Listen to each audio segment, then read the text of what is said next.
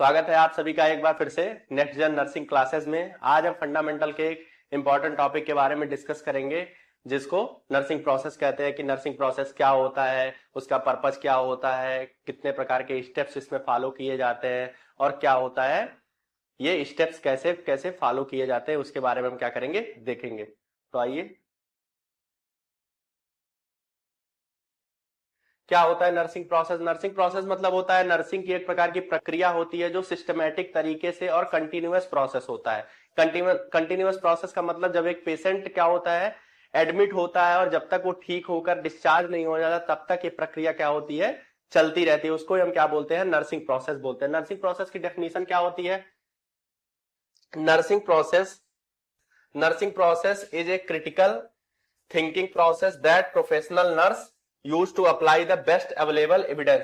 क्या होता है, एक प्रकार का क्रिटिकल थिंकिंग प्रोसेस होता है। जो नर्सिंग प्रोसेस होता है वो एक प्रकार का क्रिटिकल थिंकिंग प्रोसेस होता है दैट प्रोफेशनल, जिसमें क्या होता है एक प्रोफेशनल नर्स क्या करती है, अप्लाई करती है बेस्ट अवेलेबल, जितना एविडेंस उनके पास मौजूद होता है। एविडेंस मतलब होता है जैसे उनके पास कोई डाटा हो गया वो मौजूद है, या उनकी पेशेंट की हिस्ट्री मौजूद है, या कोई कंडीशंस होता है, उसी को हम क्या बोलते हैं, एविडेंस बोलते हैं। बेस्ट अवेलेबल एविडेंस उसके पास होता है। जो प्रोफेशनल नर्स होती हैं उसमें वो क्या करती है, अपनी क्रिटिकल थिंकिंग लगा करके जो प्रोसेस को फॉलो करती है उसको हम क्या बोलते हैं, नर्सिंग प्रोसेस बोलते हैं। नेक्स्ट हमारा क्या है, इसी में देखेंगे कि नर्सिंग प्रोसेस और क्या क्या होता है। Nursing process is A systematic method of working nurse and patient together for recovery of patient. क्या होता है, इसमें नर्स और पेशेंट जो होते हैं वो एक दूसरे से मिलकर क्या करते हैं, अपने वर्क को डन करते हैं। Nursing process is systematic method. Systematic method मतलब ऐसा होता है कि जो हमारे स्टेप फॉलो करेंगे, जैसे असेसमेंट के बाद हमको नर्सिंग डायग्नोसिस ही फॉलो करना है, तो क्या होता है एक सिस्टमैटिक मेथड होता है। मतलब एक पर्टिकुलर टाइम पे एक पर्टिकुलर चीज को हम क्या करेंगे, फॉलो करेंगे, और जो नर्स और पेशेंट दोनों मिलकर क्या करते हैं, इस वर्क को डन करते हैं। किसके लिए, पेशेंट के रिकवरी के लिए। नेक्स्ट हमारा क्या है, nursing process is a method of problem identifying and problem solving. क्या होता है नर्सिंग प्रोसेस? नर्सिंग प्रोसेस में होता है पहले हम प्रॉब्लम को क्या करेंगे, आइडेंटिफाई करेंगे कि कौन सी प्रॉब्लम इस पेशेंट में क्या है, लीड कर रही है, उसके बारे में हम स्टडी देखेंगे। उसके बाद प्रॉब्लम सॉल्विंग, जब हमको पता चल जाएगा कि क्या है, प्रॉब्लम कौन सी है, तो उसके बाद हम क्या देखेंगे, उस प्रॉब्लम को सॉल्व करने का तरीका खोजेंगे। तो nursing process is a method of problem identify. पहले नर्सिंग प्रोसेस के द्वारा हम क्या कर सकते हैं, प्रॉब्लम को आइडेंटिफाई कर सकते हैं कि कौन सी प्रॉब्लम उनके अंदर है, उसके बाद हम उसको क्या करेंगे, सॉल्व करने का ट्राई करेंगे। नेक्स्ट है, it is universally applicable in all nursing situation. क्या होता है, जो किसी भी प्रकार के नर्सिंग सिचुएशन में क्या होता है उसको हम अप्लीकेबल कर सकते हैं नर्सिंग प्रोसेस को। नर्सिंग प्रोसेस एक यूनिवर्सल होता है, मतलब पूरे नर्सिंग सिचुएशन में हमारा क्या होता है, अप्लीकेबल होता है। नेक्स्ट हमारा क्या है, पर्पज। हम देखेंगे कि नर्सिंग प्रोसेस का क्या क्या पर्पज होता है, मतलब इस नर्सिंग प्रोसेस से हम क्या क्या चीजों को डील कर सकते हैं या कौन कौन सी चीजों को प्राप्त कर सकते हैं। तो क्या है, नर्सिंग प्रोसेस का पर्पज क्या है, to identify client's health status. हम क्या कर सकते हैं, इससे हेल्थ स्टेटस को क्या कर सकते हैं, आइडेंटिफाई कर सकते हैं। किसके हेल्थ स्टेटस को, पेशेंट के हेल्थ स्टेटस को क्या कर सकते हैं, आइडेंटिफाई कर सकते हैं। And actual or potential health care problems or need, और हम उनके जो एक्चुअल नीड्स हैं या प्रॉब्लम्स हैं उनको आइडेंटिफाई करके उस पर हम क्या कर सकते हैं, काम कर सकते हैं। वही हमारा क्या है, नर्सिंग प्रोसेस का पर्पज है। नेक्स्ट है, to establish plan to meet the identified needs. मतलब जो हमने देखा है, जैसे किसी पेशेंट को क्या हो गया है, फीवर हो गया है, तो उसके बारे में हम उसका नर्सिंग केयर प्लान बनाएंगे। तो क्या देखेंगे कि उसकी फर्स्ट प्रायोरिटी नीड क्या होगी, फर्स्ट प्रायोरिटी नीड क्या होगी, meet the identified. First priority need होगी कि कोल्ड स्पंजिंग देना है, एंटीपायरेटिक्स देना है। तो वैसे ही हम इसको क्या करेंगे, एस्टेब्लिश करेंगे नर्सिंग प्रोसेस के द्वारा। To deliver specific nursing interventions to meet those needs. क्या करेंगे, हम स्पेसिफिक इंटरवेंशन करेंगे। स्पेसिफिक इंटरवेंशन का मतलब होता है किसी पर्टिकुलर चीज को हम क्या करेंगे, डिलीवर करेंगे। जैसे किसी को हमने देखा है कि फीवर हुआ है तो हम एंटीपायरेटिक्स देते हैं, कोल्ड स्पंजिंग देते हैं। ये सब स्पेसिफिक नर्सिंग इंटरवेंशन होता है, उसके नीड के अकॉर्डिंग, उस पेशेंट की नीड क्या है। नेक्स्ट हमारा क्या है, स्टेप्स। नर्सिंग प्रोसेस में कौन कौन से स्टेप्स, नर्सिंग प्रोसेस में कौन कौन से स्टेप्स फॉलो किए जाते हैं। तो पहला क्या है, असेसमेंट, नेक्स्ट है नर्सिंग डायग्नोसिस, नेक्स्ट है प्लानिंग, नेक्स्ट है नर्सिंग इंप्लीमेंटेशन और नर्सिंग इवैल्यूएशन। हम आगे क्या करेंगे, एक एक को डील करेंगे कि असेसमेंट क्या होता है, नर्सिंग डायग्नोसिस क्या होता है, प्लानिंग क्या होता है और नर्सिंग इंप्लीमेंटेशन क्या होता है, नर्सिंग इवैल्यूएशन क्या होता है। तो हम पहले क्या देखेंगे, असेसमेंट क्या होता है। असेसमेंट होता है जो हमारा फर्स्ट स्टेप होता है नर्सिंग प्रोसेस का। क्या होता है नर्सिंग प्रोसेस का फर्स्ट स्टेप, क्या होता है, assessment. Assessment is the first step of nursing process. क्या होता है, असेसमेंट जो होता है वो पहला स्टेप होता है किसका, नर्सिंग प्रोसेस का। नेक्स्ट है most crucial and important of the nursing process. क्या होता है, ये बहुत ही इंपॉर्टेंट स्टेप है और क्रूशियल स्टेप होता है किसका, नर्सिंग प्रोसेस का। नेक्स्ट है main purpose of this phase is to gather of the data about the individual family community. क्या होता है, इसमें जो सबसे ज्यादा ध्यान रखने वाली बात है वो क्या है, मेन पर्पज क्या होता है इसका, डाटा को क्या करना, गैदर करना। डाटा मतलब इंफॉर्मेशन को क्या करना, गैदर करना ही असेसमेंट में हम क्या करते हैं, डील करते हैं। तो कौन कौन से ऐसे डाटा हो सकते हैं, किसका किसका डाटा हो सकता है, एक पर्टिकुलर इंडिविजुअल का हो सकता है, एक व्यक्ति का हो सकता है, या पूरी फैमिली का डाटा हो सकता है, या कम्युनिटी का क्या हो सकता है, डाटा हो सकता है। Next types of assessment. हमने देखा कि असेसमेंट क्या होता है, असेसमेंट होता है जो first step of nursing process होता है, क्रूशियल होता है, इंपॉर्टेंट होता है और जो असेसमेंट होता है वो डाटा को कलेक्ट करने के लिए लिया जाता है। नेक्स्ट क्या है, types of assessment. Types of assessment में क्या देखेंगे, इनिशियल असेसमेंट और एडमिशन असेसमेंट। इनिशियल असेसमेंट मतलब होता है कि जब पेशेंट क्या होता है, तुरंत क्या होता है हॉस्पिटल में आता है, उस टाइम पे जो असेसमेंट किया जाता है वो क्या होता है, इनिशियल असेसमेंट और एडमिशन असेसमेंट। एडमिशन असेसमेंट मतलब एडमिशन के टाइम पे या एंट्री के टाइम पे हमको जो असेसमेंट कर रहे हैं उसको हम क्या बोलेंगे, इनिशियल असेसमेंट या एडमिशन असेसमेंट। नेक्स्ट हमारा क्या है, फोकस असेसमेंट। फोकस असेसमेंट मतलब होता है स्पेसिफिक प्रॉब्लम। स्पेसिफिक प्रॉब्लम क्या हो सकती है, जैसे किसी को रीनल फेलियर है या किसी को हाइपरटेंशन हो रहा है, तो उस टाइम पे जो असेसमेंट प्रोवाइड करते हैं वो कौन सा असेसमेंट होता है, फोकस असेसमेंट। फोकस असेसमेंट मतलब होता है स्पेसिफिक प्रॉब्लम को क्या कर रहे हैं हम, आइडेंटिफाई कर रहे हैं, उसके बारे में हम डाटा कलेक्ट कर रहे हैं और उसके बारे में अपना नर्सिंग केयर प्लान बनाने का ट्राई करेंगे। नेक्स्ट हमारा क्या है, emergency assessment. What is emergency assessment, emergency assessment होता है during psychological and physical crisis और लाइफ थ्रेटनिंग प्रॉब्लम। मतलब ऐसी कोई कंडीशन, क्या होता है, ऐसी कोई कंडीशन जिसमें क्या हो रहा है, लाइफ थ्रेटनिंग कंडीशन हो गई है, मतलब बहुत ज्यादा ब्लड लॉस हो गया है या बहुत ज्यादा वो साइकोलॉजिकल स्ट्रेस में चला गया है, या उसको सीजर्स आ रहे हैं या एपिलेप्सी हो रही है, या फिजिकल कोई क्राइसिस हो गया है, या कोई ट्रामा हो गया है, बहुत ज्यादा एक्सेसिव ब्लीडिंग हो गई है,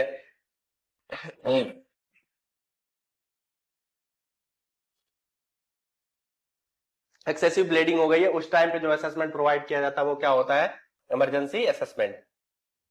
नेक्स्ट हमारा है time left time left assessment. Time left assessment क्या होता है, perform after initial assessment to compare current status of patient. क्या होता है, जब इनिशियल असेसमेंट जब हम किए रहते हैं उस टाइम का जो असेसमेंट होता है और प्रेजेंट टाइम के असेसमेंट को हम क्या करते हैं, कंपेयर करते हैं। जैसे पेशेंट आया था हाइपरटेंशन के साथ, पहले हमने इनिशियल असेसमेंट या एडमिशन असेसमेंट किया था, उस टाइम पे उस पेशेंट का हाइपरटेंशन या उस टाइम पे ब्लड प्रेशर कैसा था। नेक्स्ट हम उसके बाद क्या देख रहे थे, जो पर्टिकुलर टाइम पे, करंट टाइम पे हम क्या कर रहे हैं, जो असेसमेंट कर रहे हैं उसी को हम क्या बोलेंगे, टाइम लेफ्ट असेसमेंट। मतलब एक पर्टिकुलर गैप के बीच में, गैप मतलब इनिशियल और करंट स्टेटस को हम क्या करेंगे, कंपेयर करेंगे, उसी को हम क्या बोलेंगे, टाइम लेफ्ट असेसमेंट। नेक्स्ट हमारा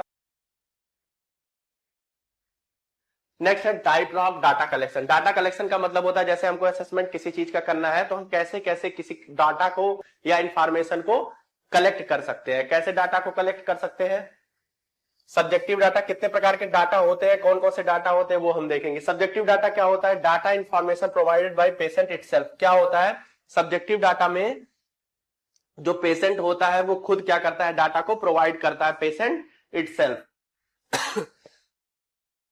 verbal description of their health problems.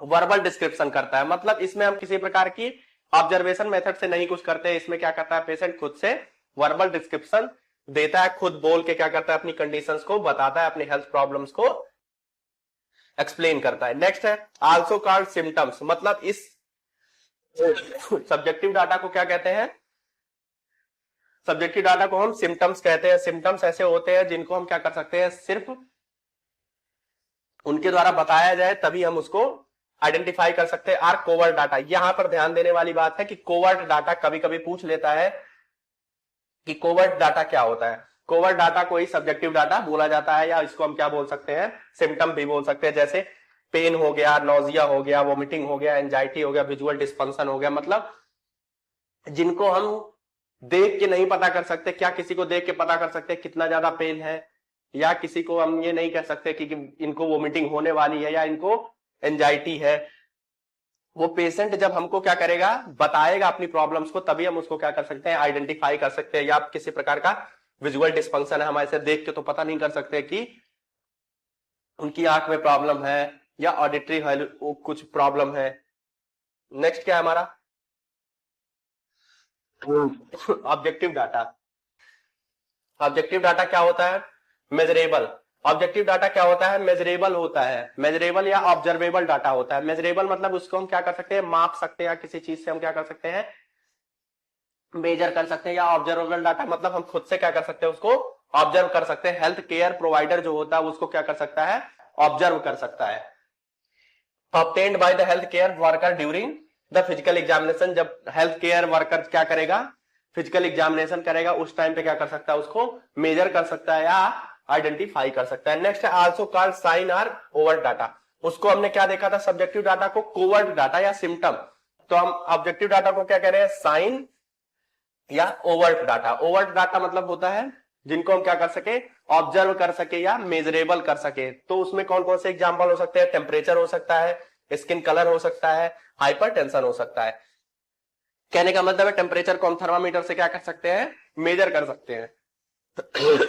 Skin colour क्या है, स्किन कलर को हम देख के क्या बता सकते हैं कि ब्लूइश डिस्कलरेशन हुआ है या पिंक कलर हो गया है, किस तरह का हो गया, इसको हम क्या कर सकते हैं, देख सकते हैं। और हाइपरटेंशन को कैसे मेजर कर सकते हैं, बीपी लेके स्फेग्नोमेनोमीटर से हम क्या कर सकते हैं, उसको मेजर कर सकते हैं। कहने का मतलब है कि जिस डाटा को हम मेजर कर सकते हैं या ऑब्जर्व कर सकते हैं उसको हम किस में रखेंगे, ऑब्जेक्टिव डाटा में रखेंगे। लेकिन जिसको हम देख के नहीं मेजर कर सकते हैं या पता नहीं कर सकते उसको हम क्या बोलेंगे, सब्जेक्टिव डाटा, जो वर्बल डिस्क्रिप्शन होता है, जो किसके द्वारा दिया जाता है, केवल पेशेंट के द्वारा दिया जाता है। नेक्स्ट हमारा क्या है,